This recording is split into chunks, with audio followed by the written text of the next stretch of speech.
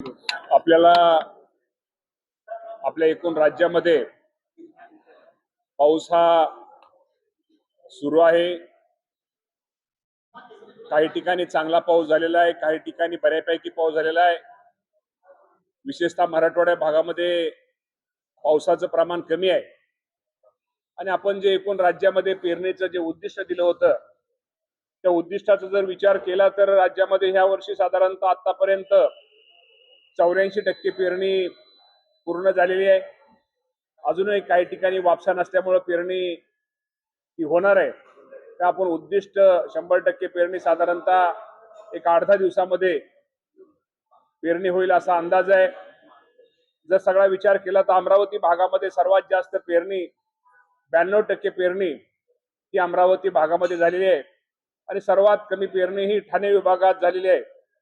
तर निश्चित प्रकारे आपण पावसाचं एकंदर परिस्थिती पाहून अंदाज बघून शेतकरी पेरणी करतायत। आपल्या माध्यमातून मी माझ्या राज्यातील सर्व शेतकरी बांधवांना, राज्याचे मुख्यमंत्री, दोन्ही उपमुख्यमंत्री यांच्या माध्यमातून आश्वासित करतो की राज्यामध्ये ज्या काही 3 शेतकऱ्यांनी आत्महत्या केलेल्या आहेत त्यामध्ये काही कारणं वेगवेगळी आहेत, परंतु एका शेतकऱ्याचं बाबतीमध्ये त्यांच्यावरती पीक कर्ज होतं आणि पीक कर्जामध्ये यादीमध्ये नाव आलं नाही असं आपल्याला माहिती आहे त्यांना वाटलं, परंतु अजूनही राज्य सरकारच्या याद्या, कर्जमाफीच्या याद्या ह्या प्रसिद्ध होत आहेत। पहिली आणि दुसरी यादी ही प्रसिद्ध झालेली आहे। साधारणतः दुसऱ्या यादीमध्ये, पहिल्या यादीमध्ये 533 आणि दुसऱ्या यादीमध्ये 16,95,533 शेतकऱ्यांची यादी ही शासनाच्या वतीने कर्जमाफीची जाहीर केलेली आहे। अजूनही जसजसे याद्या कागदपत्र शेतकऱ्यांची पूर्ण होतील त्याप्रमाणे याद्या लागतील। मला शेतकरी बांधवांना एकच आपल्या माध्यमातून सांगायचंय की निश्चित प्रकारे आपले जे शेतकरी या कर्जमाफीच्या अटीमध्ये बसतील, साधारणतः आज 16 लाख म्हणजे 17 लाख अजून 56 लाख शेतकऱ्यांना आपल्याला या संपूर्ण कर्जमाफीचा लाभ आपल्या राज्य सरकारच्या वतीने देण्यात येणार आहे।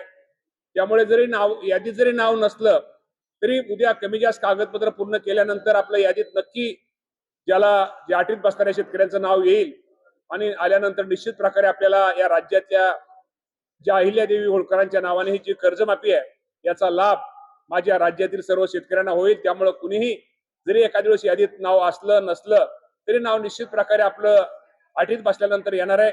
त्यामुळे निश्चित प्रकारे काळजी करू नका, आपण नाव यादीची वाट पहा। याद्या जसजसे याद्या अद्ययावत होतील, जसे याद्यात पूर्तता होतील त्याप्रमाणे याद्या प्रसिद्ध होतील आणि माझ्या या राज्यातील 56 लाखापेक्षा जास्त शेतकऱ्यांना या कर्जमाफीचा लाभ मिळणार आहे आणि साधारणतः 40,000 कोटी रक्कम, एवढी रक्कम यासाठी राज्य शासनाच्या वतीनं दिली जाणार आहे। 2 लाखापर्यंत कर्जमाफी असली तरी काही ठिकाणी अशा तक्रारी दिसून येतात खाली स्थानिक पातळीवर त्याचं 1.5 लाख कर्ज आहे, त्याला फक्त 50,000 ची मुभा दिली जाते आणि 1 लाखाचं कर्ज तसंच ठेवलं जातं।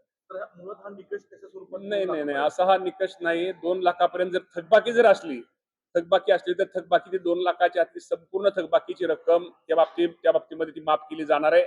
या बाबतीमध्ये काय तक्रारी वगैरे असल्या तर ठीक आहे, तक्रारी असतील, काही चुका असतील या त्या तक्रारी ऐकून चुका त्या लक्षात घेऊन या बाबतीमध्ये दुरुस्त करून 2 लाखाच्या आतल्या जे थकबाकीदार शेतकरी त्यांना निश्चित प्रकारे त्या कर्जमाफीचा लाभ दिला जाणार आहे।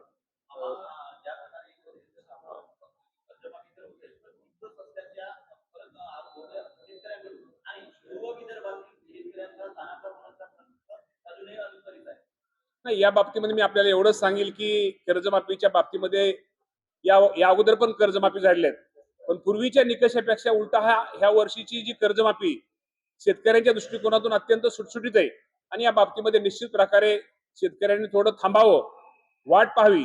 आपलं यादीमध्ये जर आपलं योग्य कागदपत्र आपण जर जमा केली, योग्य कागदपत्र आपण दिली तर निश्चित प्रकारे या कर्जमाफीचा लाभ त्या माझ्या शेतकऱ्यांना मिळणार आहे। म्हणजे काल असे बाकीचे नेते सुनील तटकरे, अमित शहाना भेटले, पण त्याच्या आधी प्रफुल्ल पटेल, पार्थ पवार शरद पवारांना भेटले आहेत। राष्ट्रवादी एकत्रीकरणाची किंवा शरद पवार राष्ट्रवादी काँग्रेस एनडीए सहभागी व्हायच्या जोरदार हालचाली चर्चा सुरू आहेत।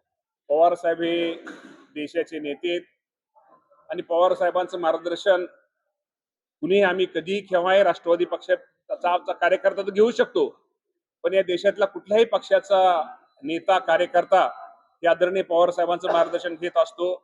त्यामुळं पवार साहेबांना भेटणं, पवार साहेबांची भेट घेणं, पवार साहेबांचा आशीर्वाद घेणं यात मला कुठेही चुकीचं वाटत नाहीये.